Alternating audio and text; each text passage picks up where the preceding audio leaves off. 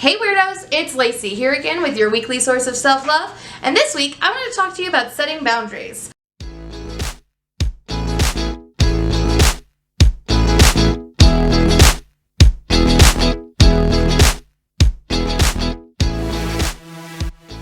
Step 1. Know your why. It's really important to know and understand why you want to set the boundaries that you want to set.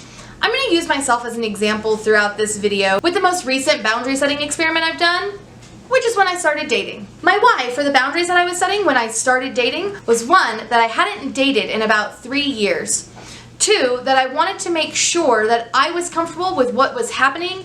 And 3, I wanted to make sure I didn't jump into bed too quickly, which was a thing that I was very guilty of in the past. Step 2 to setting boundaries. Know yourself and know what you want. You have to know what you want and what you're comfortable with.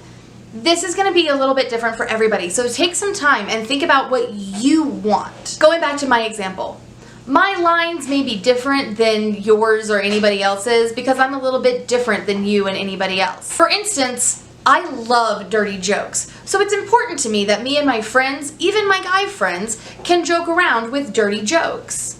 And that may not be true for you, and that's totally fine.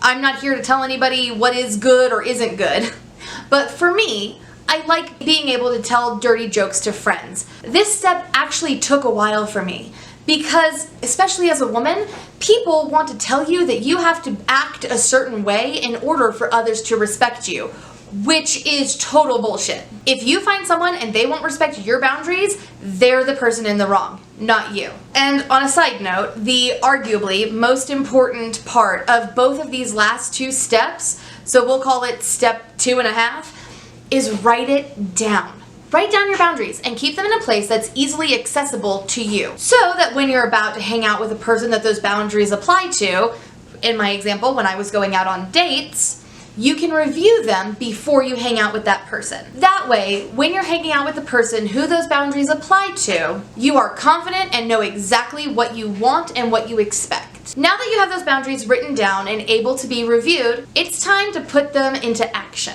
This is much easier to do if the person who these boundaries apply to is new to your life, like in my example of dating. It can be a bit trickier though if you've known this person for a long time and they're used to you acting or being a certain way. So we'll start with that. And if the person is new to your life, you can feel free to skip to the timestamp that's going to be right here. Step 3, setting boundaries. I think the best thing to do is explain what's going on to the person that you want to set the boundaries with. Being gentle but firm and not apologizing.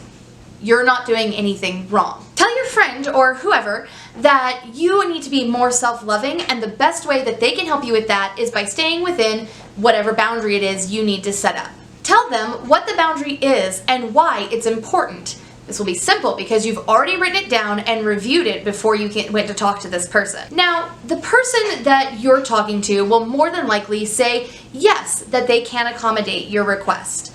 However, they can say no, and you need to be ready for that. Now, for the people who weren't listening because the person that they're trying to set a boundary for was already in their life, it's time for you to listen up too for step 4 or 3, depending. Step 4 or 3, depending, enforcing the boundary. This can be the hardest part. This is where you get to put yourself first and start speaking up and standing up for yourself and what you need. When, not if, when the person who you set the boundaries for steps outside of those boundaries, you should speak up right away. A simple, hey, I'm not comfortable with that. Or, hey, that's outside of the boundaries that we've set. Or even, remember when I asked you not to do that and you agreed? Could you not do that? Will work just fine. And that's it. Setting boundaries is really simple, but it's not necessarily easy. And there's a huge difference there. Simple, it's easy to say. Easy, it's easy to do. This can be very difficult and can be a lifetime of work. So start as soon as possible. Now, I know there are some of you out there that got stuck on the fact that the person that you're setting the boundary for might just say no to you. So let me touch on that in step 3.5, accepting the no. Every person is their own person, and every person has the right to choose their actions and behavior. Your job is not to change them. Your job is to take care of you. There's nothing wrong with choosing not to have someone in your life because they don't respect your boundaries. As long as you are clear that that is their choice and your response is your choice. I have a certain abusive family member who I have chosen not to speak to because their actions when they were around me were not healthy for me or self-loving for me. But I really don't have any feelings about it one way or the other because I know that they were doing the best with what they had.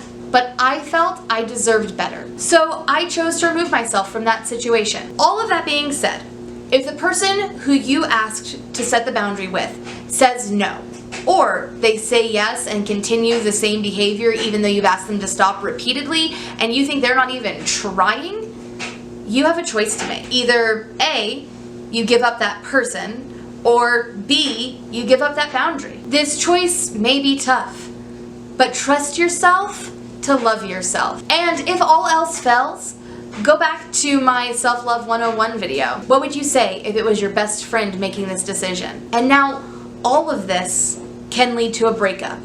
There are tons of different types of breakups.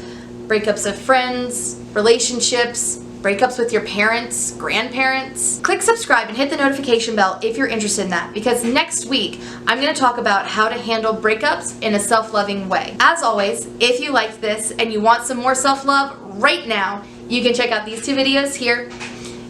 And as always, weirdos, dream weird, love big, love yourselves, and I love you.